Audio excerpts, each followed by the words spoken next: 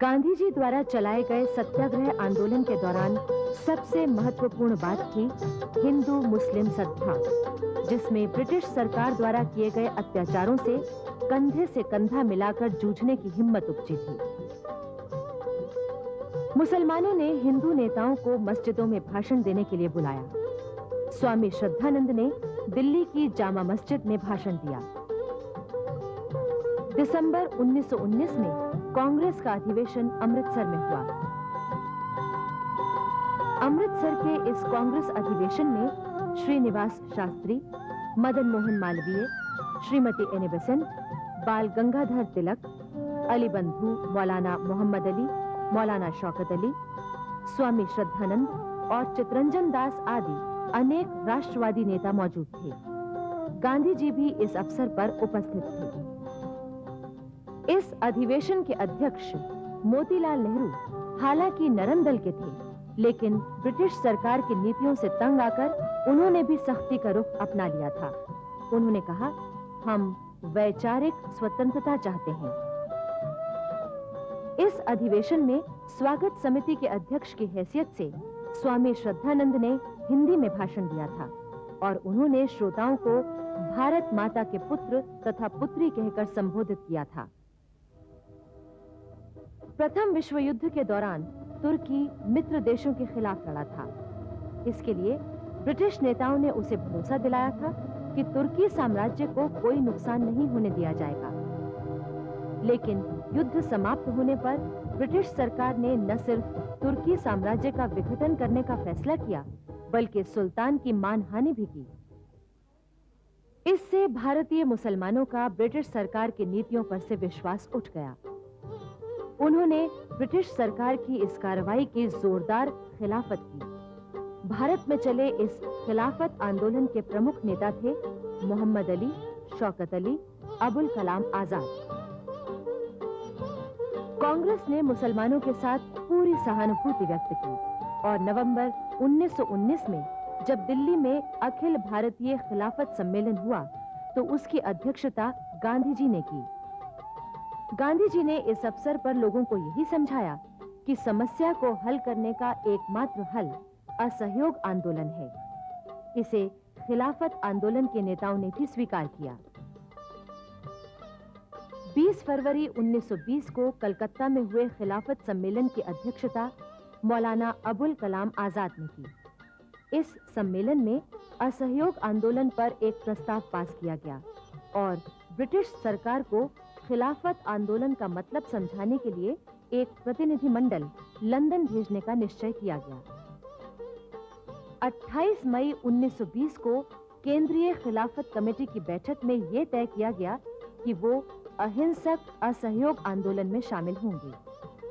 अबुल कलाम आजाद ने इस बारे में स्पष्ट ऐलान किया, अगर भारत आजाद हो जाता है और उसकी अपनी सरकार का शासन होता है जो मुसलमानों को वही स्वतंत्रता देती है जो अन्य संप्रदायों को दी जाती है, तो ये इस्लाम धर्म का समादेश है कि मुसलमान हमलावरों से अपने देश की रक्षा करे, चाहे वो हमलावर मुसलमान हो या स्वयं खलीफा ही क्यों ना हो।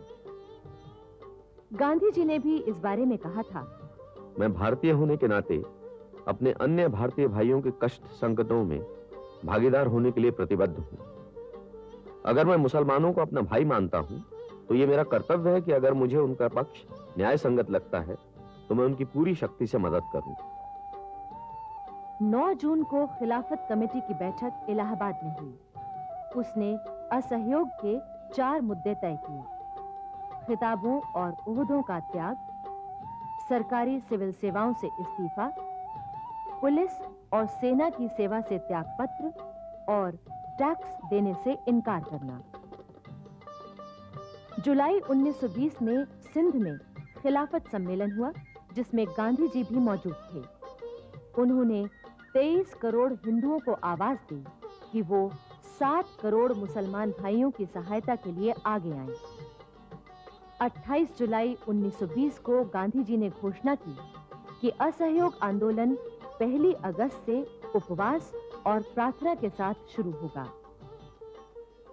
लोकमान्य बाल गंगाधर तिलक ने भी असहयोग कार्यक्रम को अपना पूरा समर्थन देने का वचन दिया।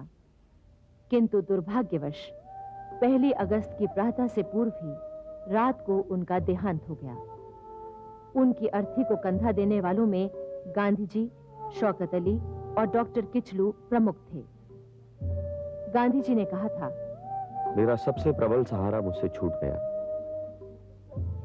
वो जो मनुष्यों का सिरमौर था, नहीं रहा। सिंह गर्जना शांत हो गई।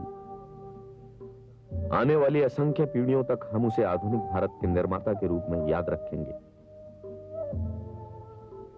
ये पीढ़ियां उसका स्मरण एक ऐसे आदमी के रूप में करेंगी जो जनता के लिए जिया और जिसने जनता के लिए जीवन विसर्जित कर दिया। आइए हम उनकी वीरता, उनकी सादगी, उनके अद्भुत अध्यवसाय और उनके देश प्रेम को अपने जीवन में अपनाकर भारत के एकमात्र लोकमान्य का चिरस्थायी स्मारक बनाएं। 1 अगस्त 1920 को सारे देश में पूरे जोश के साथ असहयोग आंदोलन शुरू हुआ। गांधी जी, शौकत अली, मोहम्मद अली तथा अन्य नेताओं ने देश में दूर दूर तक दौरा किया, लोगों में उत्साह जगाया और हिंदू मुस्लिम एकता पर जोर दिया। इससे जनता में न सिर्फ चेतना आई, बल्कि असहयोग आंदोलन का संदेश भी फैला। 4 सितंबर को कलकत्ता में कांग्रेस का अधिवेशन हुआ। लाला लाजपत राय इसके अध्यक्ष थे। इस अधिवेशन में आंदोलन के प्रस्ताव को मोहम्मद अली जिन्ना को छोड़कर सभी नेताओं का समर्थन मिला। इसके बाद जब नागपुर में 26 दिसंबर से 31 दिसंबर 1920 तक कांग्रेस का अधिवेशन हुआ, तो यहाँ भी जिन्ना को छोड़कर सभी ने एक मत से असहयोग प्रस्ताव की पुष्टि कर दी। इससे कांग्रेस एक ऐसी संस्था के रूप में उभर कर आई जिसका उद्देश्य स्वाधीनता संग्राम का संचालन करना था। गांधी जी के नेतृत्व में असहयोग आंदोलन बहुत जोरों से चला।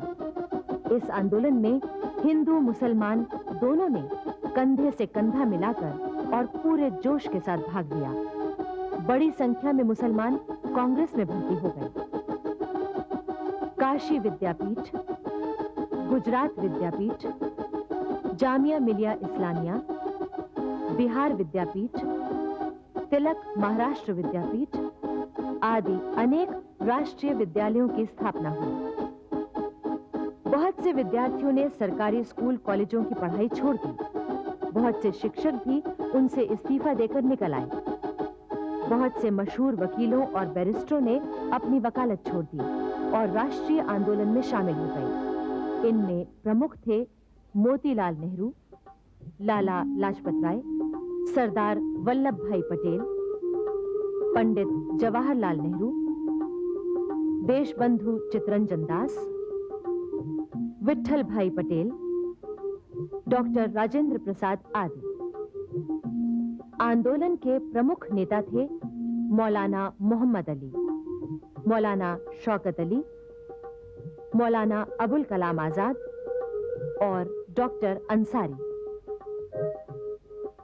गांधी जी को दक्षिण अफ्रीका में काम करने के लिए केसरे हिंद का जो स्वर्ण पदक दिया गया था, वो उन्होंने लौटा दिया।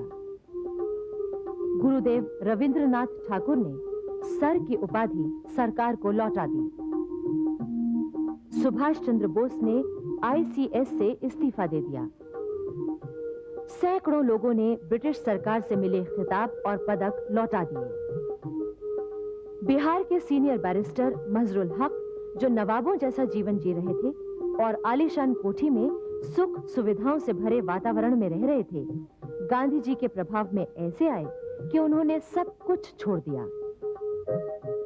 और गंगा के किनारे दीघा घाट पर एक छोटे से बंगले में रहने लगे। बाद में उन्होंने सदाकत आश्रम बनवाया, जो आगे चलकर राष्ट्रीय गतिविधियों का केंद्र बना। जगह जगह विदेशी कपड़ों की होली जलाई गई। स्वदेशी चीजों का, चरखों का, विशेषकर खद्दर के हाथ से बुने कते कपड़ों का प्रचार बढ़ने लगा। शराब और विदेशी कपड़ों की दुकानों के सामने कांग्रेस के स्वयं सेवकों ने देश भर में धरना देना शुरू किया और लोगों से उन्हें न खरीदने की बात कही। असहयोग आंदोलन जैसे जैसे तेज हुआ, ब्रिटिश सरकार ने उसे कुचल देने के लिए उतनी ही तेजी से दमन चक्र चलाया। जगह जगह शांतिपूर्ण स्वयं सेवकों और सत्याग्रहियों को पीटा गया और उन्हें गिरफ्तार करके जेलों में डाल दिया गया। अली बंधु, मोतीलाल नेहरू, चितरंजन दास, लाला लाजपत राय, मौलाना आजाद आदि तमाम नेताओं को गिरफ्तार करके जेलों में बंद कर दिया गया। गांधी जी के इस असहयोग आंदोलन में राष्ट्रवाद, राजनीति और धर्म का अनोखा मिश्रण था।